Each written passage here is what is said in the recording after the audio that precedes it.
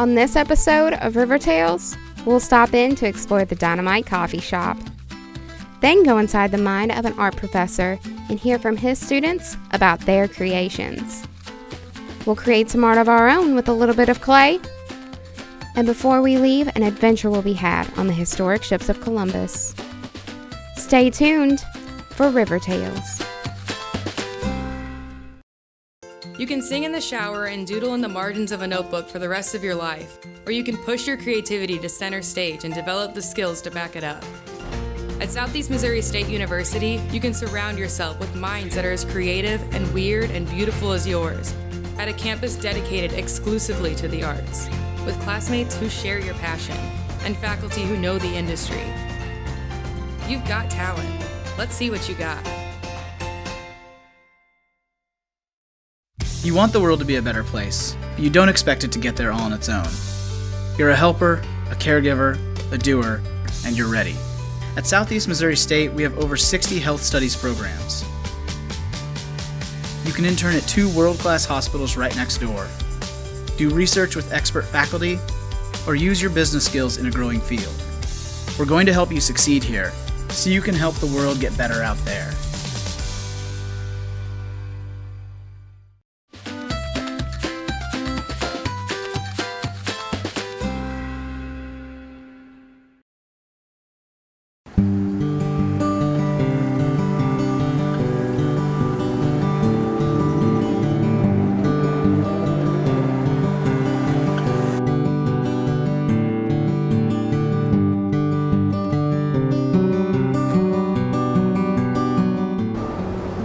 I'm Robbie Britt, and I'm the owner of Dynamite Coffee here in Cape Girardeau, and welcome to our humble abode.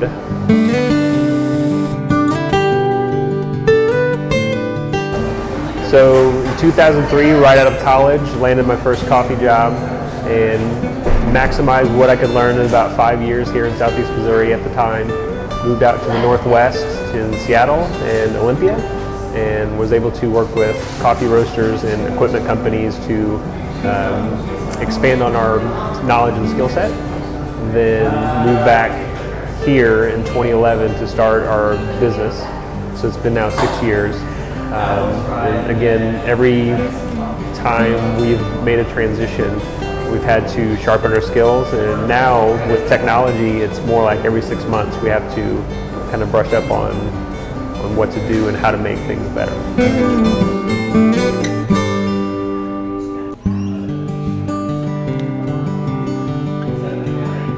I love Dynamite Coffee. I've been coming here for, I don't know, maybe 3 years, and I've literally traveled the globe, tons of places in the US and even internationally. And Robbie, dude, this guy, this is the best espresso that you can get.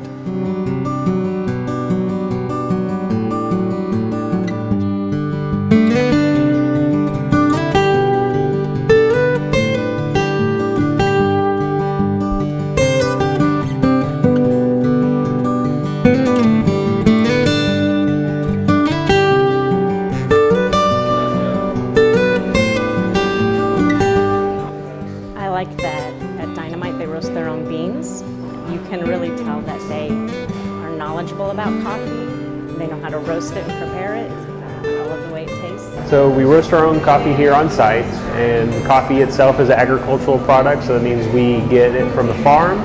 The way that we do that is through an importer, so they deal directly with the farmers, and once it's here on site, we take the green coffee, we put it in the hopper, and release it. So we have this drum that's heating up, and you'll see the open flame, and so as it's spinning, it's going to go from that green color, it'll change into yellow, it'll start to turn different shades of brown, and we try to basically maximize sweetness, so it's going to be a distinct color, it's going to be a distinct smell, it's going to be a distinct time, and once we release it into the cooling tray as it spins and everything is stabilizing, then at that point we can take it from the tray, we put it in buckets, and then we take it back to our production where we can measure it out and put it in bags on the shelf, and also into our hoppers behind the bar so we can make our drinks with it.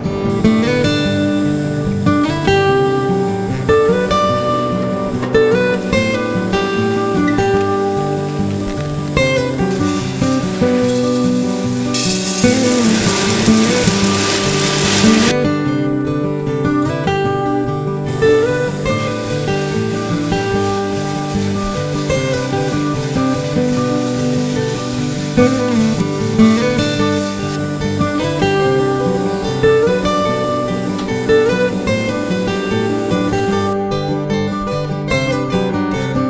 a barista is a trade, so that skill set is something that has to be handed off or passed on. And what we do not only is our program and training behind the bar, we send baristas to barista competitions. So that's a great way to expedite the learning curve.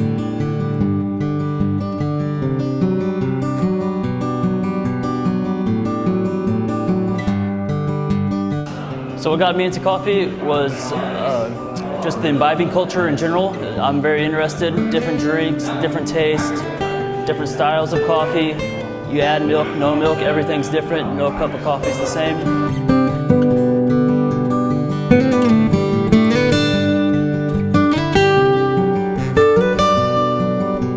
So what I've learned at Dynamite is every cup of coffee is different, and there's a ton of science behind each cup.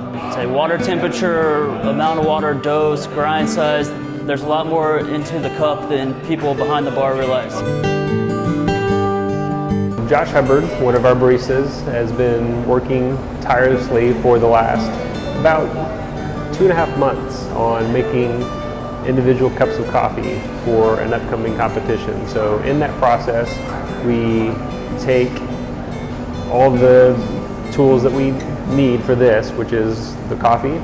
It's different devices like a pour-over cone, a decanter, scales, water kettles, and we throw all those together to make consistent cups of coffee. It's basically like we're trying to be so precise that it's like a machine did it. Man, I just love Dynamite. The atmosphere, just meeting new people, coming down. This is different for me and my culture. The espressos, the coffee is just great. I never have been a big coffee connoisseur, as they say, but as I've been introduced to the coffee through Dynamite and just meeting the people, man, it's been an awesome experience. And I just love coming here. I just love being around the people, and I love the atmosphere. So this is now 14 years as a career, as a profession, and through that, studied how to make a better individual drink, pursuing all the intricacies of the technological side with the equipment, the roasting process that we do here on site. All those things impact the final result.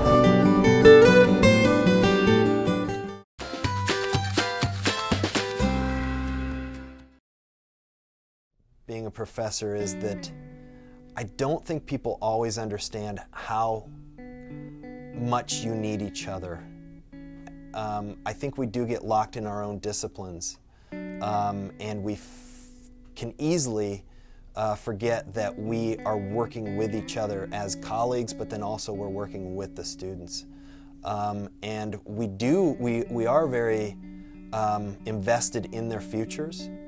We're invested in what they're doing now, but we're also invested in what they can grow, how they can grow when they're not with us or away from us. My favorite thing about Professor Wubenna.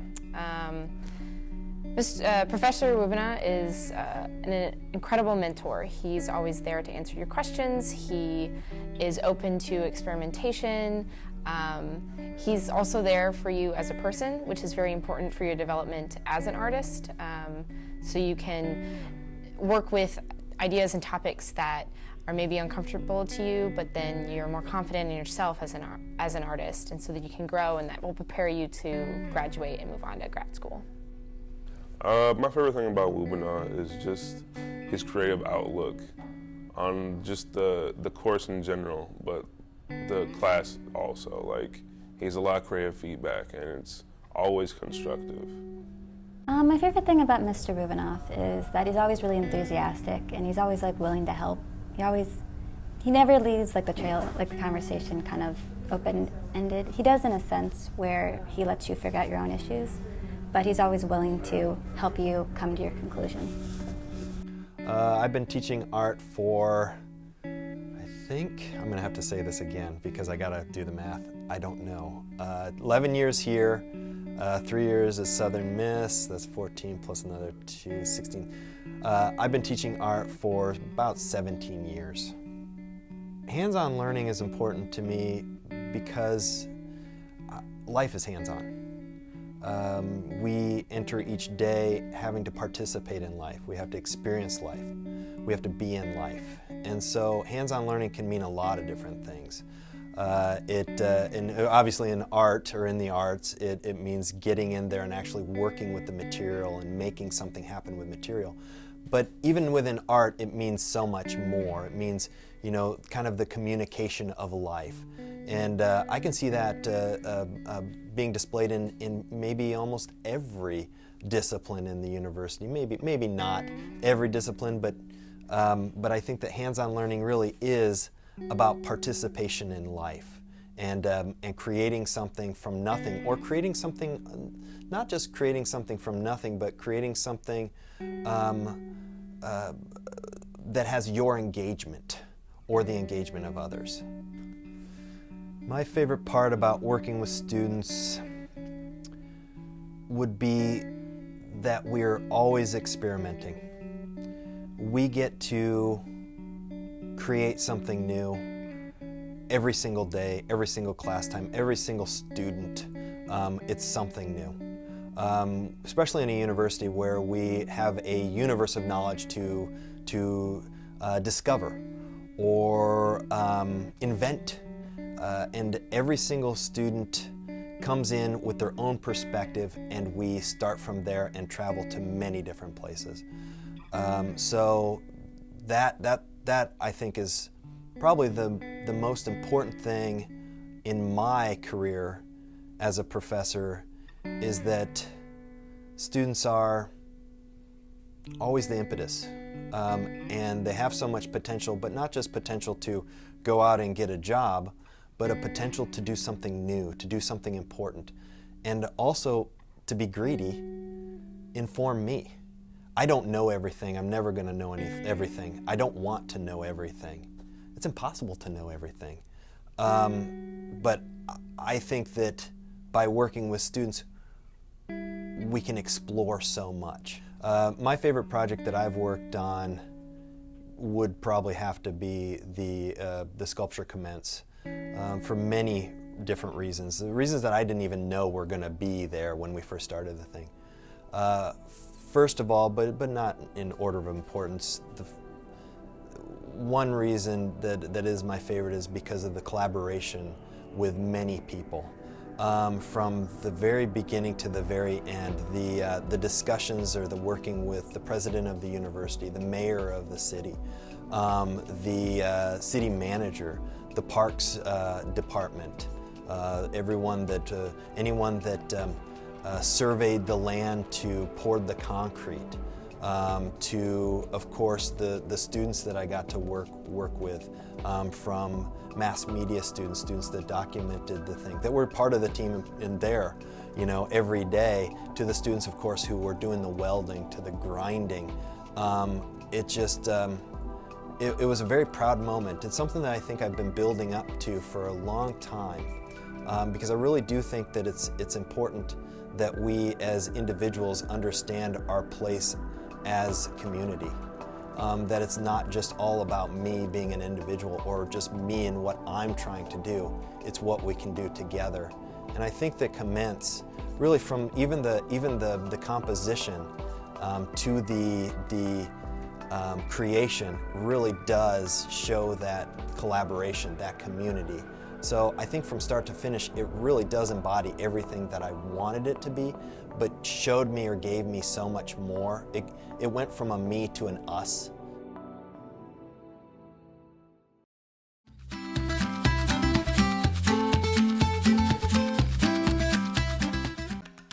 Hackers are brilliant. At Southeast Missouri State, our students are better. We're 4-time Missouri cyber defense champs, constantly learning new languages to protect and defend real-world threats. Our cybersecurity program was the first of its kind in Missouri. Our faculty are industry professionals. And did we mention 100% of our grads get jobs? Tomorrow's threats? They may not be invented yet, but our students are ready. You can sing in the shower and doodle in the margins of a notebook for the rest of your life, or you can push your creativity to center stage and develop the skills to back it up. At Southeast Missouri State University, you can surround yourself with minds that are as creative and weird and beautiful as yours, at a campus dedicated exclusively to the arts, with classmates who share your passion and faculty who know the industry. You've got talent. Let's see what you got.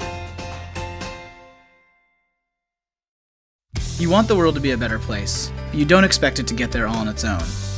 You're a helper, a caregiver, a doer, and you're ready. At Southeast Missouri State, we have over 60 health studies programs. You can intern at 2 world-class hospitals right next door, do research with expert faculty, or use your business skills in a growing field. We're going to help you succeed here, so you can help the world get better out there.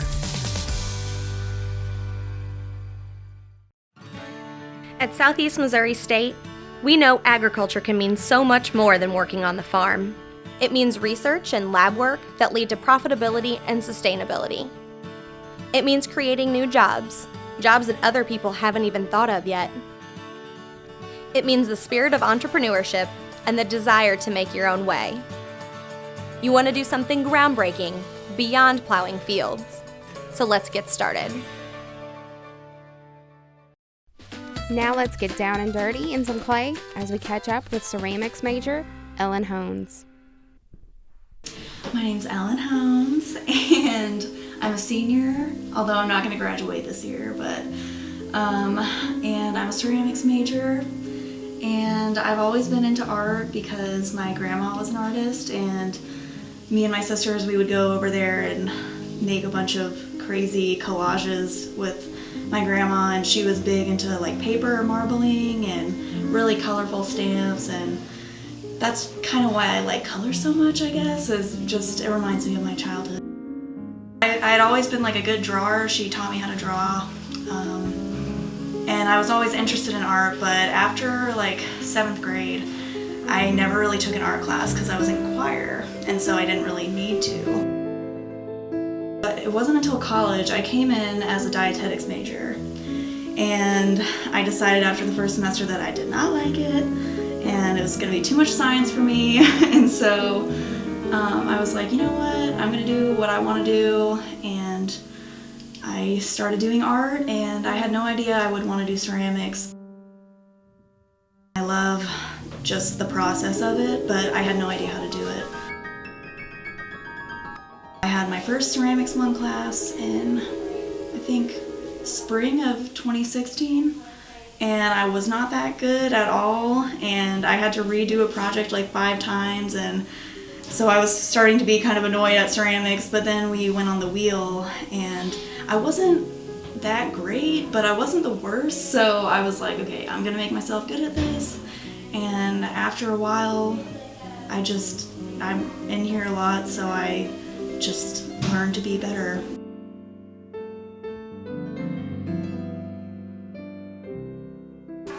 The first thing that I made was the project I had to start over like 5 times on, and I was really mad that I had to start over, but then the final result ended up being awesome, and it was like this hand-built, like coil-built vessel, and it had a bunch of little like petals all over it, and it was like a turquoise color, and that was when I was like, okay, this isn't so bad, like maybe I can work with this.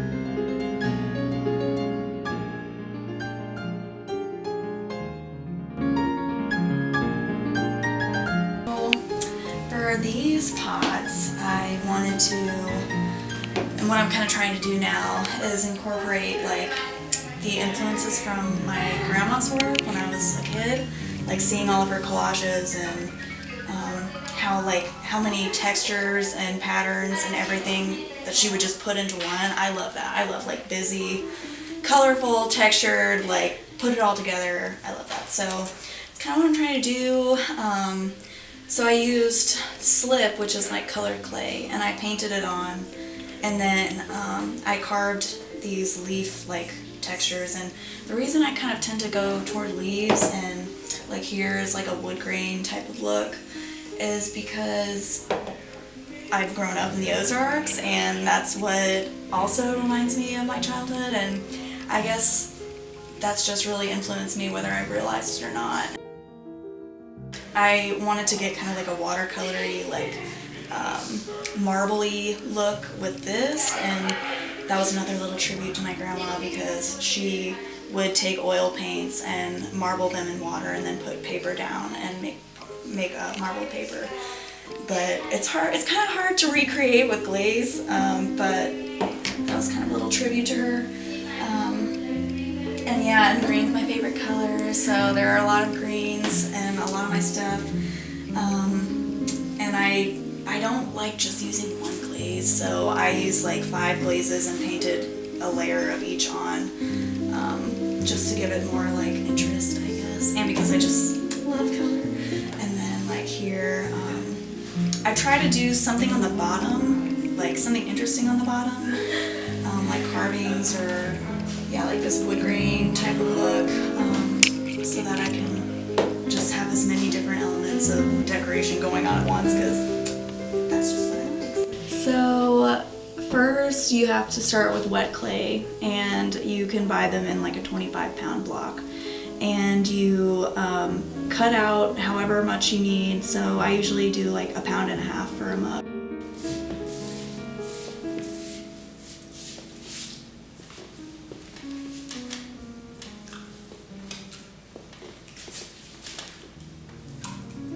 And so you measure it all out, and you have to wedge it, which is like kneading bread basically. You have to wedge it until all the air bubbles are out. And then you can throw on the wheel, or you can hand build like with coils, but I don't really do that. I mainly just stick to the wheel. You throw it on the wheel, and that part is all about like pressure. Like you just have to, it's a lot of muscle memory and feeling where the clay is thicker and where it's thinner.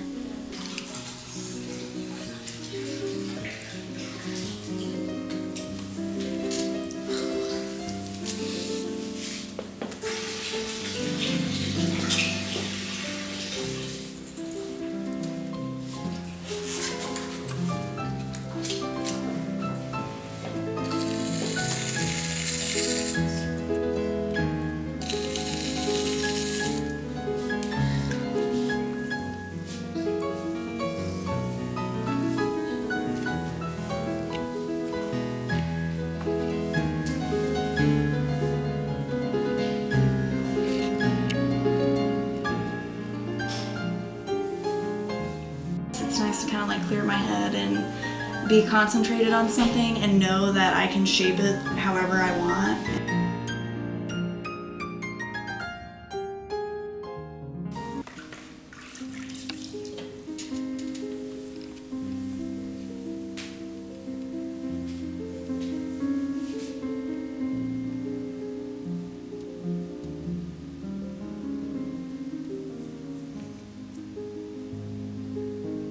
Then it goes into the bisque kiln. It takes several hours to reach temperature, and then it takes a while for it to cool. And then once it's cooled, you can finish the bottom of your pots by sanding them down so that they're smooth and it's just more pleasing to whoever buys it, and then it's done. Up until a couple months ago, I was wanting to teach and be an art educator, but I'm starting to be really into growing a business, and I have an Etsy, so even though I do tend to that, I'm mainly wanting to sell at festivals and like travel around different parts of the country and sell at different craft fairs and things like that, and see the country while I'm at it. And yeah, I just hope I can build a business and survive on that only, and maybe teach some like workshops and stuff.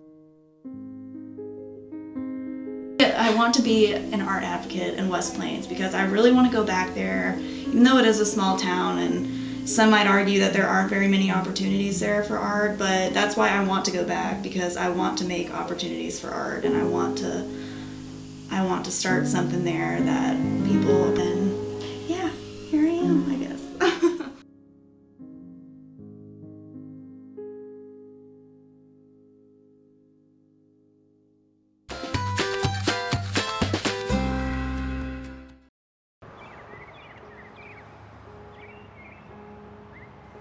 On September 28th in downtown Cape, a sight straight out of 1492 sailed into town. 2 replicas of Christopher Columbus's ships, the Nina and the Pinta, docked on the riverfront for visitors and schools to come and explore. My name is Josh Dummett. I am a deckhand, that is my title. And that means pretty much anything that needs to happen is my job to do it. These replica ships, the Nina was built in 1988 to 1991. She was built they both were built in Valencia, Bahia, Brazil. The Nina built completely by hand. No power tools were used. And the Pinta, she was built between 2002 to 2005. And she had a few power tools like a crane and a lathe to build her, but she was pretty much done by hand also. She's actually 20%, the Pinta is 20% larger than her original size, where the Nina is the exact size. My favorite thing about traveling, especially like this with the ships, is I get to see different cities I've never been to before. For instance, being here in Cape, I do apologize, Cape Gherardini. It's just a different place, different atmosphere, meet new people. That's what it's about traveling. Each ship is a working ship. That means, yes, the sails that you see do work, and we do use them. The sails are great for going downwind in an open body of water. We can't use those per se in a river like the Mississippi, especially with right now she's low for a water line. So we do have diesel engines aboard. The Nina has a single engine, where the Pinta has 2 engines. And that's how we get mostly from point to point. We're always on a time schedule and have to get somewhere quickly. So we tend to use our engines more than our sails, but when we have that open body of water with the wind at our back, it is the coolest thing to ever experience.